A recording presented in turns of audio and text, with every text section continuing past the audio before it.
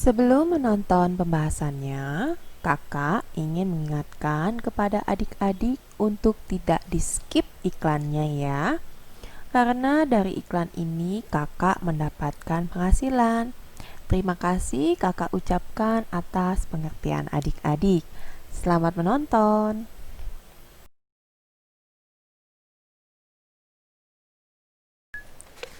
Nomor 21. Bagaimana cara membuktikan bahwa proses respirasi dapat terjadi pada tumbuhan hijau?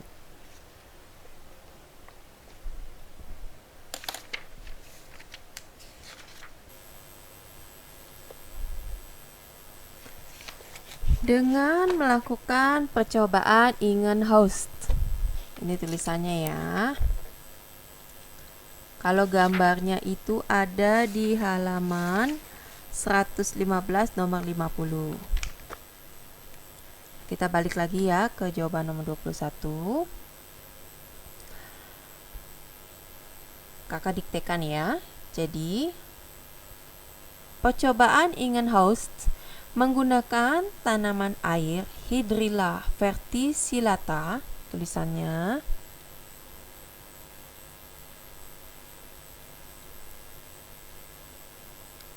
V-nya huruf kecil ya, verticillata,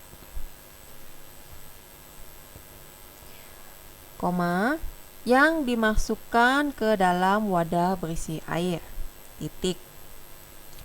Wadah gelas ditutup dengan corong terbalik, koma, sehingga tabung diisi dengan air di bagian atas diberi makan sampai penuh, titik. Letakkan wadah tersebut di bawah sinar matahari, titik. Beberapa saat kemudian, koma, gelembung udara muncul dari tanaman air ini, titik. Gelembung udara menunjukkan bahwa mengandung gas oksigen, titik. Sehingga dari percobaan tersebut membuktikan bahwa tumbuhan juga melakukan proses respirasi atau bernafas. Kemudian nomor 22, perhatikan tabel di samping. Berdasarkan tabel, berapa kalori energi yang dihasilkan lemak, protein, dan karbohidrat dalam setiap keping biskuit.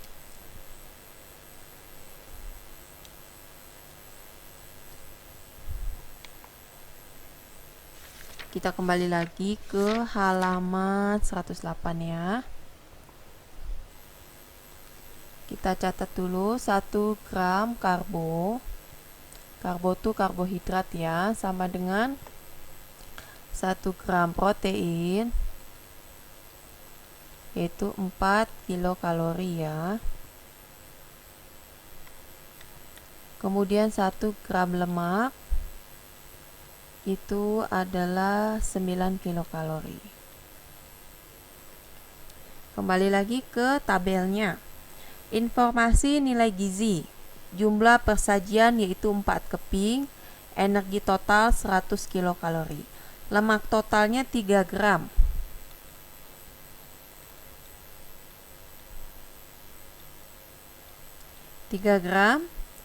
Proteinnya 2 gram. Karbohidrat total 17 gram. Karbo aja ya, karbo tuh karbohidrat. 17 gram. Lemaknya kita kalikan dengan 9. Proteinnya kita kalikan dengan 4. Karbonya kita kalikan dengan 4. 27 kilokalori. 8 kilokalori. 17 kali 4 sama dengan 68 kilokalori.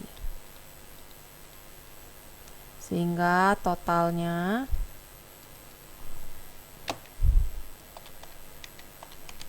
adalah 103 kilokalori. Nah, ini kan 103 kilokalori itu per 4 keping. Yang ditanya dalam setiap keping biskuit, jadi kita bagi 4. Setiap 4 keping sama dengan 103 kilokalori. Jadi dalam 1 keping biskuit 103 kita bagi dengan 4 adalah 25,75 kilokalori.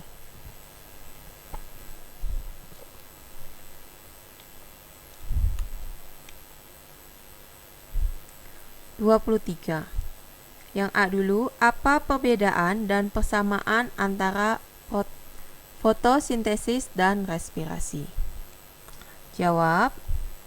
Perbedaannya dulu adalah fotosintesis menghasilkan glukosa, sedangkan respirasi membutuhkan glukosa.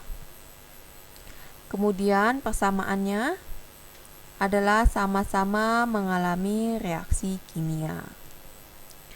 Kemudian yang B, tuliskan reaksi kimia yang terjadi pada respirasi dan fotosintesis.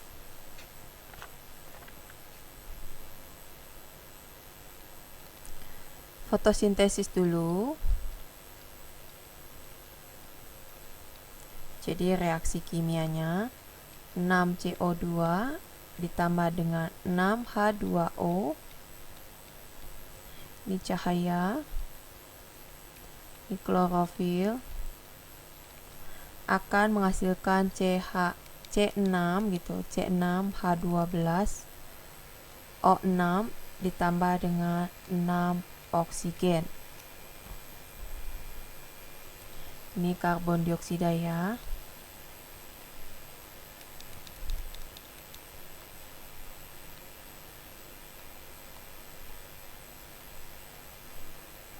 Ini air.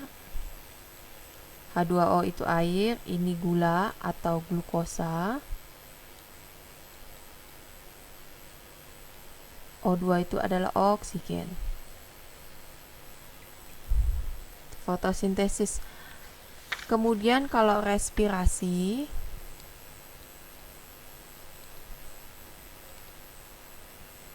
C6H12O6 ditambah dengan 6O2 menghasilkan 6H2O ditambah 6CO2 ditambah energi. Ini glukosa atau gula. Ini oksigen menghasilkan H2O air, CO2 karbon dioksida.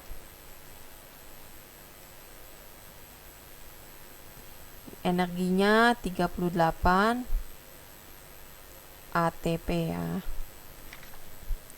ATP itu apa? Nanti akan dibahas di SMA.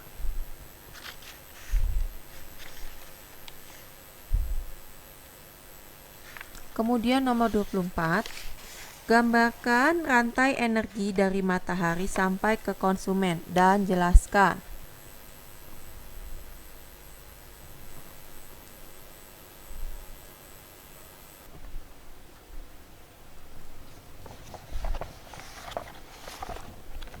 Untuk jawaban nomor 24, rantai energi dari matahari sampai ke konsumen kurang lebih bagannya seperti ini ya. Yang pertama itu ada matahari. Kemudian di sini keterangannya, kalau garis putus-putus ada tanda panah ya. Kita beri keterangan sebagai daur materi, sedangkan kalau garis nyambung adalah merupakan arus energi. Matahari turun ke produsen yang merupakan tumbuhan hijau, kemudian dikonsumsi oleh konsumen tingkat 1 yang merupakan herbivora. Herbivora dikonsumsi oleh konsumen tingkat 2 atau karnivora kecil. Kemudian konsumen tingkat 2 menjadi konsumsi bagi konsumen tingkat 3 atau karnivora besar.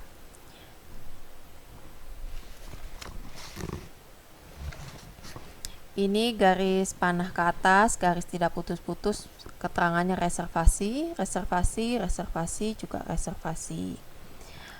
Baik produsen maupun konsumen tingkat 1, konsumen tingkat 2, konsumen tingkat 3, jika mereka semuanya mati, akan dikonsumsi oleh detritivor dan dekomposer. Sebagai informasi, yang dimaksud dengan detritivor adalah atau nama lainnya pemakan bangkai gitu ya, yang merupakan organisme heterotrof yang memperoleh energi dengan cara memakan sisa-sisa makhluk hidup.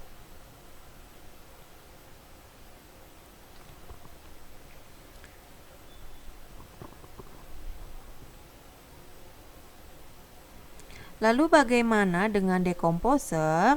Dekomposer atau pengurai adalah organisme yang memakan organisme mati dan produk-produk limbah dari organisme lain.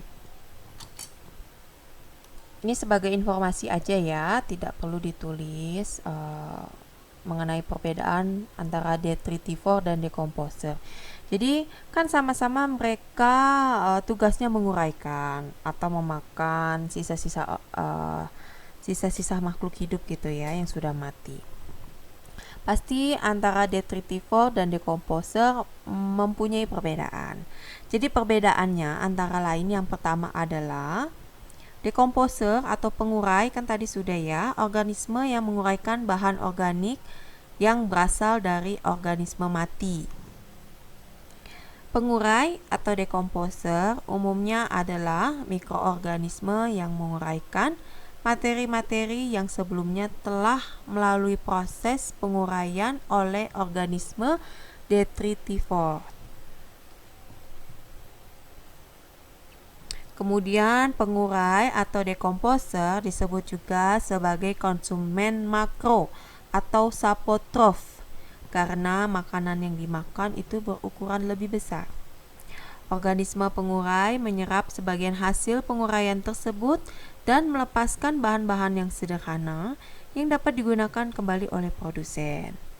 Makanya di sini detritivor dan dekomposer ada garis tidak putus-putus yang ada tanda panahnya menuju ke produsen atau tumbuhan hijau. Contoh pengurai atau dekomposer itu kurang lebihnya bakteri, jamur, dan mikroba pengurai. Lalu bagaimana dengan detritivor?